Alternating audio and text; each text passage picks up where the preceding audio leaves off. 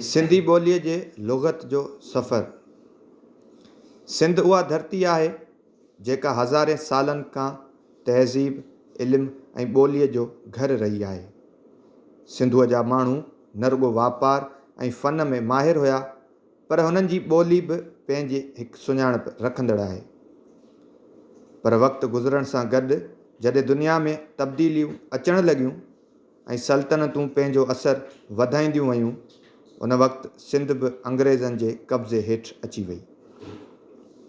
1843 ईस्वी में जॾहिं अंग्रेज़ साम्राज सिंध ते कब्ज़ो कयो त नई इंतिज़ामी निज़ाम सां गॾु सिंधी ॿोलीअ जो बि सुवालु उभिरी आयो।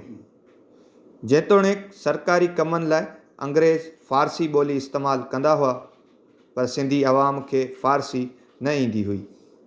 उन सूरत हाल में सिंध जा माण्हू हुकूमती कमनि खे न पढ़ी सघंदा हुआ, न ई सम्झी सघंदा हुआ। उन वक़्तु जॾहिं Sir Henry Bartle Edward Frere Sindh जो ब्रिटिश कमिश्नर हो, उन सां गॾु हिकु होशियारु तालीम याफ़्ता ऐं अमली ज़हन रखंदड़ आफ़ीसर हो। फेरियर महसूसु कयो जेकॾहिं सिंध में हुक्मरानीअ खे मज़बूत करिणो आहे त माण्हुनि सां राब्ते लाइ उन्हनि जी ॿोलीअ में ॻाल्हाइणु ज़रूरी आहे। हुन चयो त जेको सिंध जो हुक्मरान आहे उनखे सिंधी ॿोली ॻाल्हाइणु ऐं लिखणु अचणु घुरिजे। फेरियर जो ख़्यालु सिर्फ़ु हुकूमती मक़सद लाइ न, पर हू सिंधी ॿोलीअ जे इल्मी अहमियत खे सम्झी चुको हो।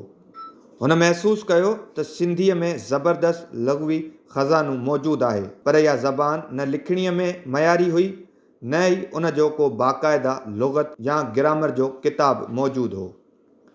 उहो ई लम्हो हो जॾहिं फेरियर उहो इनक़लाबी फ़ैसिलो कयो त सिंधी ॿोलीअ खे सरकारी ॿोलीअ तौरु मञण सां गॾु उन लाइ लुग़त ऐं ग्रामर ते कमु कयो वञे। उन मक़सद लाइ हुन पंहिंजे क़ाबिल एतमाद आफ़ीसर कैप्टन जॉर्ज स्टेक खे सॾायो, जेको इंग्लैंड मां तालीम याफ़्ता ऐं ॿोलियुनि में गहरी दिलचस्पी रखंदड़ माण्हू हो। फेरियर खेसि हुकुम ॾिनो त सिंधी ॿोलीअ ते मुकमल लुग़त ऐं ग्रामर तयारु करे त जीअं अंग्रेज़ आफ़ीसर सिंधी सिखण ऐं सम्झण में मदद वठी सघनि। जॉर्ज स्टेक पंहिंजे कमनि जो आगाज़ वॾी ज़िम्मेवारीअ सां कयो। हुन सिंध जे मुख़्तलिफ़ इलाइक़नि जो दौरो कयो, मकली, हैदराबाद, सेवण ऐं शिकारपुर ताईं पहुतो। हुन मक़ामी आलिमनि, उस्तादनि ऐं शाइरनि सां वेही लफ़्ज़नि जी मानाऊं पुछियूं, मुहावरा, इलाक़ाई लहजनि जे तलफ़ुज़ ते कमु कयो।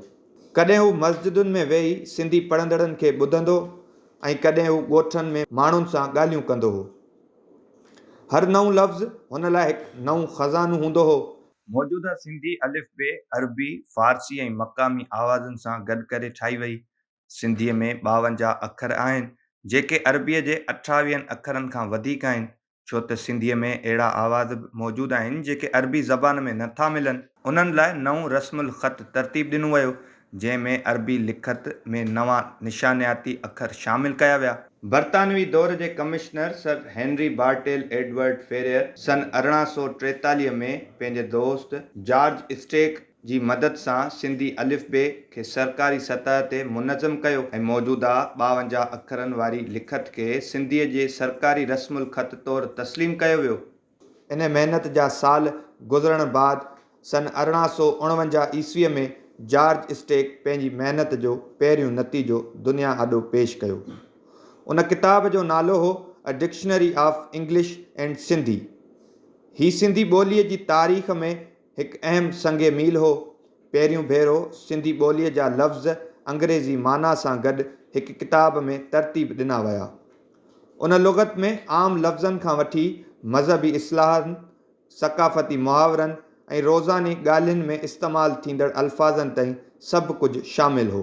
जॉर्ज स्टेक पंहिंजे किताब में सिंधी तलफ़ुज़ खे पिणु अंग्रेज़ी हुरूफ़नि सां ज़ाहिर करण जी कोशिशि कई त जीअं ग़ैर सिंधी पढ़ंदड़नि लाइ पढ़णु आसान थी सघे। पर स्टेक जो कमु हिते ख़तमु न थियो। साॻिए साल हुन ॿियो किताबु लिखियो, जंहिंजो नालो हो a grammar of Sindhi language. ही किताबु सिंधी ॿोलीअ जे क़ाइदनि ऐं बनावट ते ॿधलु हो। हुन में इस्म फ़ाल, ज़मीर ऐं जुमिलनि जी बनावट खे तफ़सील सां बयानु कयो वियो ऐं सिंधी ॿोलीअ खे हिकु मुनज़्ज़म इल्मी रूप ॾिनो वियो। अहिड़ी रीति फेरियर जो ख़्यालु ऐं स्टेक जी महिनत गॾिजी सिंधी ॿोलीअ जी इल्मी दुनिया में इनकलाब आंदो। सिंधी ॿोली जेका सदियूं ज़िंदा हुई ऐं हाणे इल्मी ऐं सरकारी सतह ते तस्लीम थिए थी, फेरियर खे उन कम लाइ सिंधी ॿोलीअ जो सरकारी सरपरस्त ऐं स्टेक खे सिंधी ॿोली लुग़त जो बानी सॾियो वेंदो हो। हुन दौर खां पोइ केतिरनि ई आलमनि सिंधी ॿोलीअ ते कमु जारी रखियो।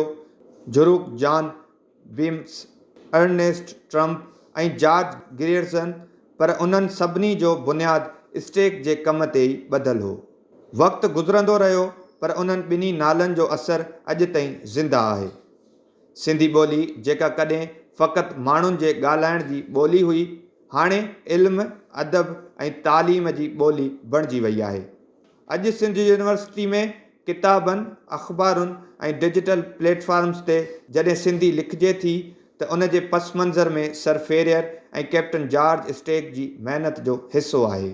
इहे ॿई माण्हू जेतोणीकि अंग्रेज़ हुया, पर उन्हनि सिंधी ॿोली ऐं तहज़ीब सां जेको कमु कयो, उहो सिंधी ॿोलीअ जी तारीख़ में अमर थी वियो।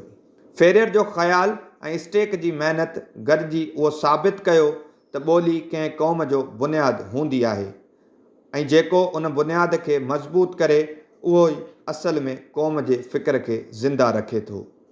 इन करे जॾहिं बि सिंधी लुग़त या ॿोलीअ जी इर्तिक़ा जो ज़िक्र थिए थो, त ही ॿ नाला हमेशह यादि कया वञनि था।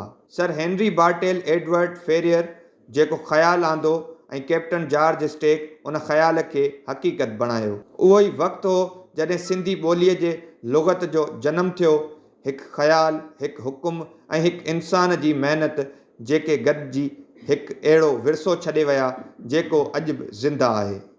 कैप्टन जॉर्ज स्टेक ऐं सर हेनरी फेरियर सिंधी ॿोलीअ जी तारीख़ जा उहे ॿ नाला आहिनि जिन जे बग़ैर सिंधी ॿोलीअ जी कहाणी अधूरी रहे थी।